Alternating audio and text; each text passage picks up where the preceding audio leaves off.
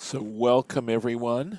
And it's hard to believe that we've probably been doing this for more than a year now because I remember we started like 2 years ago, perhaps, or a year and a half ago in Leviticus. And then we've been through the entire Torah since then. And of course, we're starting once again with Bereshit. So, welcome and Baruch Atah Adonai Eloheinu Melech HaOlam. Asher kitchanu b'mitzvotav v'tzivanu la'asok b'divrei Torah. I mean, So, so I went back to find what I could, and we left off. It was so interesting, actually, that we went back and read actually two verses. We started with verse 2, and then I continued with the he or the he or. And Lauren actually asked me, wasn't I going to do the Rashi on on verse 2? And it wound up that we ran out of time. I said I was going to do it, that I wanted to make the point about Vayomer Elohim he or, and for those of you who might not remember, the point about Vayomer and the verb Amar is that it can mean thought, and that I absolutely love the suggestive translation of God thought, let there be light, and there was light. And I love that as opposed to said, which of course is Daber. Well, Daber is to speak. So, it's always translated as Hashem said. And I think Hashem thought is sort of very suggestive. So anyway, that's what happened. We started to discuss that. I wanted to get that point across, and we ran out of time. So I am going to, we'll take a look quickly at the verse again. V'ha'aretz hayta tohu vavohu. So this v, and again, the preposition v can mean, or the conjunctive v can mean and, it can also mean but. And we might be able to translate this as, but the earth was tohu vavohu. And in some ways, I think that makes in some ways more sense. Again, I think this whole writing here is extremely thick. I mean, we're talking about creation. And, yeah, I and didn't remember even doing the first verse. yeah, I'm not going back to that. That's major. That's major. I will Yeah, see if there's any I way I remember can the other. resurrect that tape. I don't know that I have it. Yeah. What happened was I starting on Facebook, recording it on Facebook, and then we transitioned over to YouTube and then simply recording it on my computer, which is clearly the way to go, and then transitioning it to YouTube. But at any rate, those are just details. So possibly we'll go back and do it another time. Perhaps we'll see. Maybe we'll find a different time to do it all together, or I'll just do it myself, something like that. I don't know. Although it's a lot more fun doing it with all of you. We're going to continue. So the earth was tohu vavohu. And incidentally, these two words are generally always together. They're not this when it's supposed to mean whatever it's supposed to mean here, right? So I was doing a lot of dictionary work here. Tohu, desolate, vohu, void. Rashi's going to work on those two words, but they're usually connected. So tohu vavohu is a concept. V'choshech, darkness, and darkness al pnei tehom, on the surface of the deep, the deep.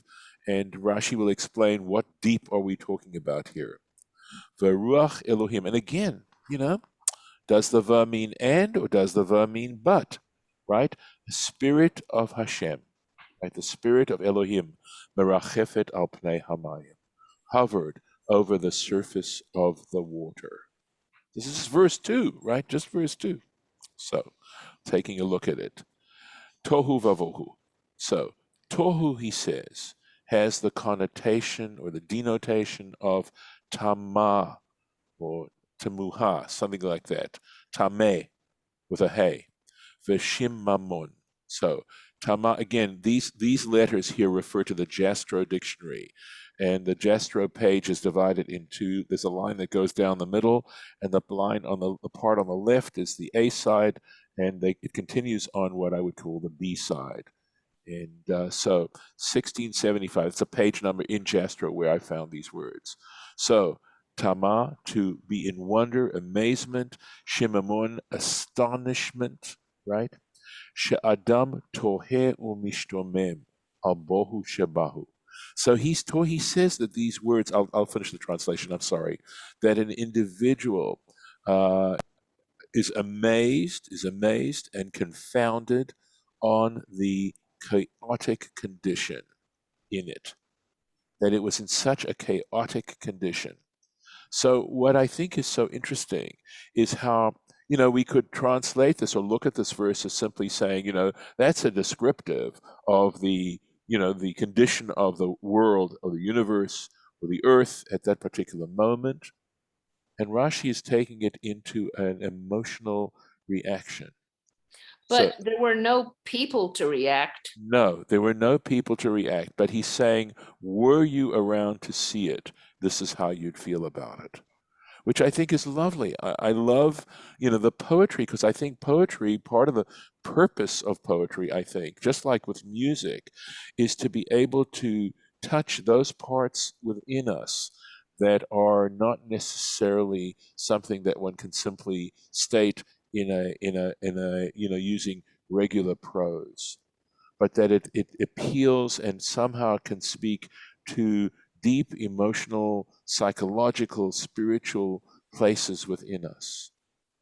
And we would be in the state, regardless. If you think, were you there, right? Were we able to imagine ourselves at creation, which is basically, right, yesh me'ayin, reatio ex nihilo, something coming out of nothing. Right? How do you describe the sort of transitional moment of something coming out of nothing? Because that is the assumption that we make in believing in God as creator, that God is capable of bringing something into existence out of nothing. And that idea of a divine existence being presupposed by anything that exists in this world. Our ability to even have cognition is only there because a divine element, a transcendent element, and that's exactly what defines it as transcendent, makes it possible. And we just stop. We just assume that somehow our intelligence is something that we created in that way. But saying that God created is a way of admitting that there is something that goes beyond ourselves and our own person and our own will that brought these things into existence, and that the whole of existence somehow rests on a level of existence that transcends it. And that's, of course, I discussed this the last time when we did this with that word amar, that God thinks, etc. Right? And there's that famous sort of jokey statement that the rabbi's about to bite into this delicious lekach, and he says to his students, "You think I'm biting into this lekach? I'm not. I'm biting into what God thinks is this lekach." What's a lekach? Like a piece of cake. Rabbi, Yes. if God separated the heaven and the earth and made the sky and the earth, what is this great light that he made? It's not the sun. It must be so bright that the people that he think that he said, well, I can't do this. This light is too bright. The whole world will see it, and they'll get scared. So Can we wait till we get Okay, there? yeah, right. Yeah, Harlan, not the sun, though, is it? okay, It's no, not it's the sun. not. We're not It's at the not. lights No, yet. no, that's right. And we will, God willing, we'll get to it between today and tomorrow.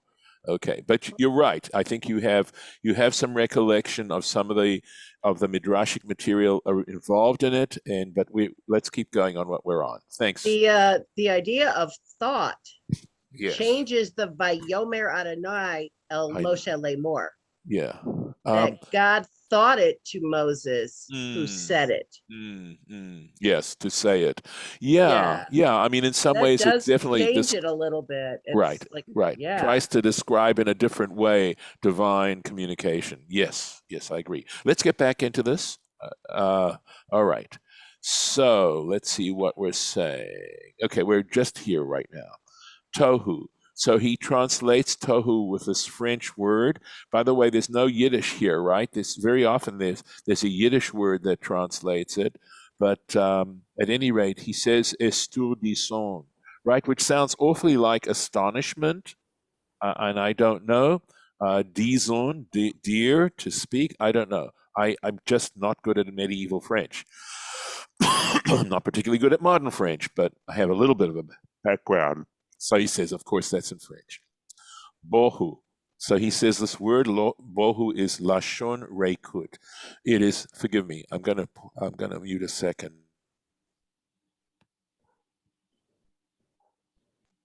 So that the word bohu lashon reikut, it connotes void, which is desolation. And I'm not sure exactly what this particular, is this another French word that he's got? I'm not sure. Okay, what this abbreviation stands for. But Lashon Rekut Utsdu, so Rekut is emptiness and desolation. So What is it? Do we know where he got this from? Where he got these interpretations from? Just because I'm so, I've never seen something like tohu coming from tamua. Where did the mem go? Oh, okay. Yeah, I mean he's not saying it's necessarily related to the word that I don't think he's saying that. I mean that doesn't answer your question. I am not, I'm pretty certain that Rashi, of course, learns it from his teachers, right? Right. And sometimes he quotes his teachers, but I could look at Siftei. He's not Okay. trying to say that it comes from the same shorish, I guess. No, I don't because think he is. a mem No. wouldn't just disappear like that. Okay. Of course, although mems can get elided. A mem can definitely get elided. I can't give you an example right this second. I did look at Siftei Chachamim, but I don't recollect anything there. And I can look at Siftei Chachamim right now and see what he has to say about that. Give me a moment if I can find it quickly. Here we are. Okay. Rabbi, what's the word firmament means? Out of the firmament came the whole world. Say that about. Firmament. I'm not sure what. I don't know. I'm pronouncing it wrong. Are you talking about Firmament. Okay. No, the firmament wasn't. God created the firmament. And Harlan, once again, you are anticipating what's going to come up. Okay, that's the rakia. So I have to be careful, because if I take up the time to explain that now, we won't be actually discussing what we really need to discuss in the order we need to discuss it. So I was turning to, thank you though. I mean, I appreciate, I think your curiosity is so well placed, etc. Okay. This is the translation of the Siftei Chachamim on this, okay? And I'm just reading the translation to you. This is from Sefaria. Desolation and empty space. It seems that Rashi, this is Siftei Chachamim now, translation. It seems that Rashi treats Reikut utsadu as synonyms. Both mean desolation. Alternatively, Rashi is saying that Reikut is biblical Hebrew and Tzdiya is Aramaic. But this is not answering your question, Shirabeth. It does not answer your question. All right, so I don't know. I guess I have to say, at this point, I do not know where Rashi derived it from. We know some of Rashi's sources. I think, I don't think this is necessarily an example of Rashi trying to come up with originality. That's not his, his originality is in the ability to explain things in such a clear way and in such a brief way as well. Does Tosafot have some answers? No, so Tosafot refers to the commentary in the Talmud. All right. Sometimes there is something like that in this particular text, but not right now and not here. But once in a while, there is something called Tosafot Yeshanim in a different text that I have, not in this particular one. So I can examine that text and see if they have anything else. Maybe it comes from Rashi's understanding of human nature and his thinking and feeling what it would be like to be there witnessing it. Right. And he feels that it's, nobody could possibly witness it any other way. So this kind of astonishment has to be in part of, what's happening, how, and maybe the angels were astonished as well. Yes. But I looked up a Tordismo, which Yes. was the modern Yes. one, and it Yes. said dizzying. And then I was wondering Really? before if the word Astor is not exactly how it is in French, but it's a Romance language. So I was wondering if it had to do with stars, like, like dizzying, a huge array of stars that you see, or, or Yeah. in your head when you bonked Right. on the head or whatever. I mean, it may or may not be. Yeah. But he's trying to say, yes, I think that, void is a word, null, whatever, chaos, whatever, empty, but those are just words. And he's trying to say it's way more than that. It's something that you couldn't believe, if you saw it, you would just, be dizzied with astonishment. You probably got it from Heschel. Yes, I think though clearly even saying dizzying connects to this, but I also love the connection of both cognitive and emotive element at this particular way. That the way Rashi's teasing out the text here is to say that the Torah is describing how one might feel if one were capable of actually observing this. I mean, I don't want to spend a lot of time trying to tease this out more, but I think that that's really very helpful. Yeah, I think he's saying that the Yeah. emotional response Yes. cannot be separated from what's happening. Correct. That's exactly what he's saying. Yes, I think that's what he's saying. Okay, let's keep going here. Al pnei tehom, on the surface of the deep. Al pnei hamayim. He fills in. He says this is a little bit missing some words, right? That when it says tehom, it means on the surface of the water, she'al haaretz, which is covering the earth. So the earth at this particular time was covered deeply with water. And I have to parenthetically and editorially say, we have to be careful not to try to compare this to our scientific understanding of how the world came into existence. That using terms such as water and stuff like that is in some ways very symbolic as well. And trying to understand this because it is poetry, I mean, we could say that Mayim means a liquid of some kind, and of course, we believe scientifically, if we wanted to go in that particular direction, that essentially the planets were all molten before they actually became solidified over the course of billions of years, okay? But I don't know that that's really where I'd necessarily want to go, because I feel that the text is primarily trying to educate us spiritually. So I'm going to leave it So at that. maybe, because I've heard that water sometimes refers to Torah. So if maybe he's saying the earth is covered with water, and then later he lifts some of it up, he separates and lifts some of it up into the heavens, and then there's Torah in the heavens and in earth. So I'm going to go in a different direction. I will tell you that I think that there is very strong, this is on the basis of having studied this a few times, and to understand water as representative of divine justice. And if that is the case, the fact that we're using Elohim here in this text as opposed to Adonai, and the fact that Elohim is understood traditionally as referring to divine justice, that would make total sense. In other words, it would be consistent with the fact that we're using Elohim here, and that the water we're talking about here is the sense, the way in which water is actually an articulation of divine justice, and when we get to the Rakia, I will explain that. In terms of those things, it starts to make sense in terms of Noah and the flood. All that kind of thing starts to fit together very, very well if we understand water as representing divine justice, as opposed to but it's also, remember, justice isn't only about punishment, it's also about reward, and water is definitely one of those things that both is a reward and a punishment. It's also based on understanding right from wrong. And so True. in Very that sense, good. it's not separable from Torah, Yeah, because our version of justice is, all spelled out in Torah. Right. And again, of course, you're absolutely right that water and Torah are considered synonymous. But I'm saying in this particular context, focusing on the divine justice element of it, okay, is helpful. I mean, What I is, could, okay, let me what just is say one other thing. Sorry, let me say one more thing.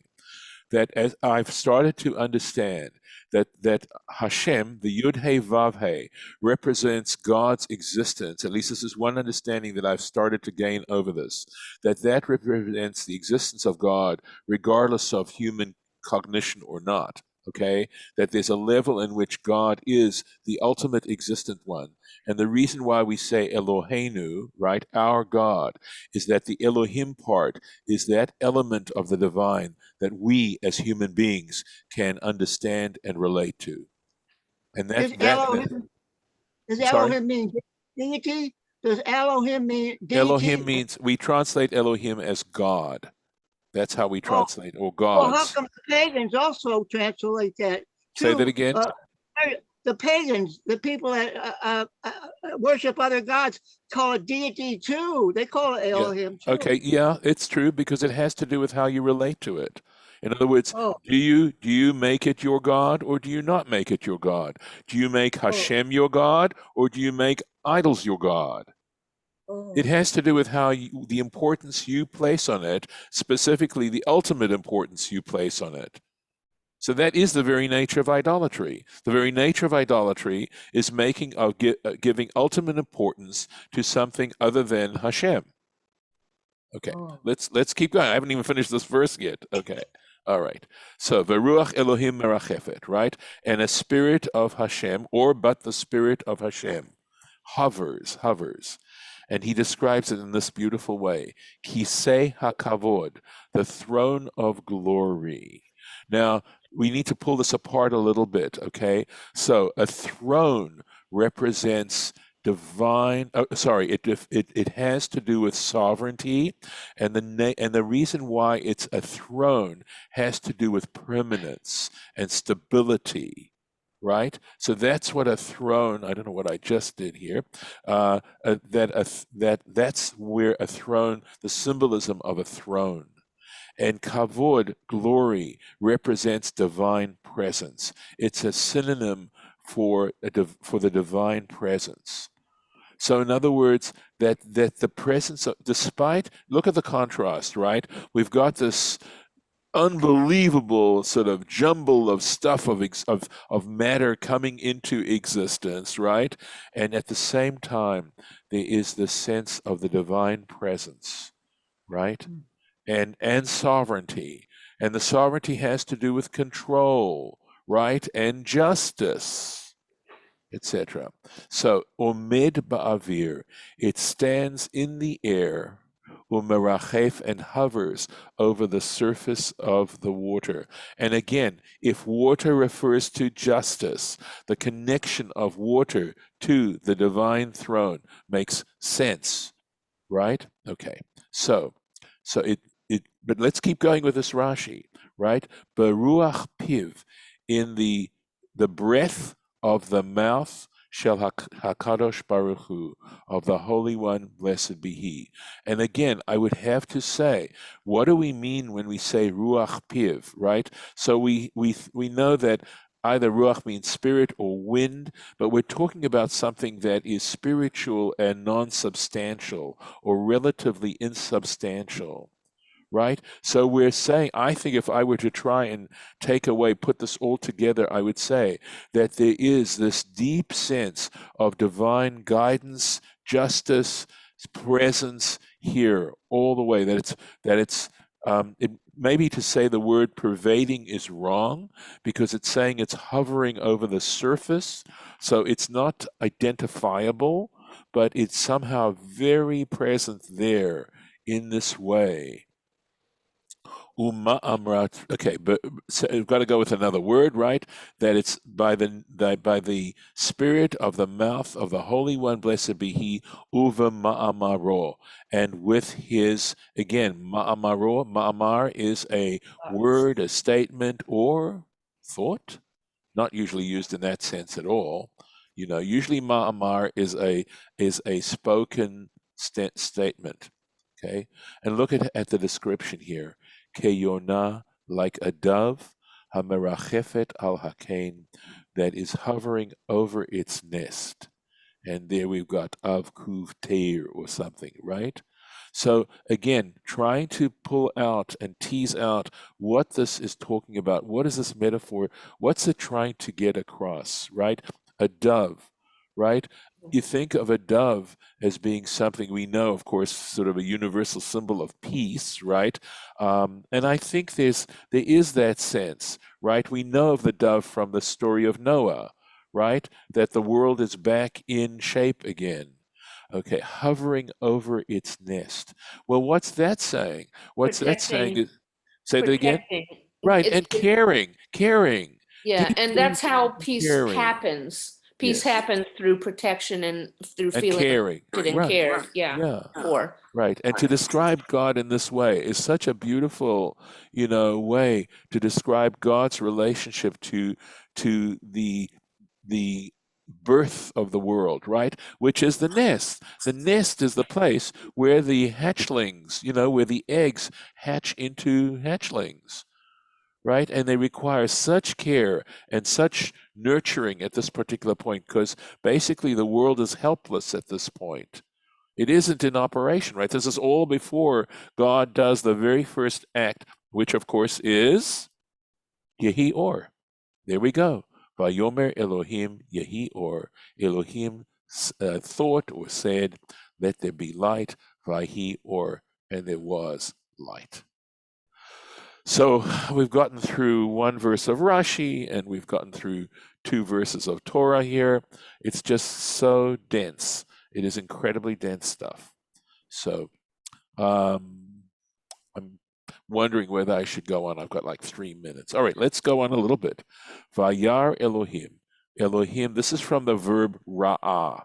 God saw et ha'or, the light, ki tov, how good it was. So if we were to try and just put this in straightforward English, God saw how good the light was, which I think is, and I would have to give credit to my teacher who taught me this back in seminary, Rabbi Hanan Brichto, who translated it that way.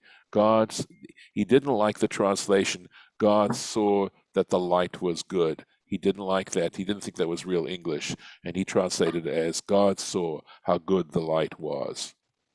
Vayavdel. So look at the connection. God saw how good the light was. Vayavdel Elohim. The response is God separated Bein Haor, between the light, Uvein HaChoshech, and between the darkness. And of course, we have to get into, and hopefully tomorrow we will expand a little bit on Harlan's question about what light are we talking about, since the luminaries were only created on the 4th day. And this is the first day. And I think I will stop here, and we will mark it for Rashi for tomorrow, God willing, right over here. And I'm going to stop the share. Okay. All right. So, look at this. I'm lopsided. Didn't even see. Okay. Any thoughts before I stop the recording? I was just thinking how in that last Rashi, he's got 3 very different metaphors for what's going on. Now, he's got a throne hovering in the air. He's got breath, the breath of breathing or of speaking, or of both breathing and speaking. And then he's got the bird over the nest, and it's like he's overwhelmed. He can't say enough. Right. Because it's too difficult. And Well, but the major only thing takeaway is how emotional this all is. It isn't simply something you can think of, right, in a rational way. It's all mixed up with how emotional a moment this is. Harlan, you were going to say? I would say that the scientists are different. This is a morality. This is not science. This is a morality of us, for praying, and it's wonderful. Yes, it is. And I'm going to stop the recording.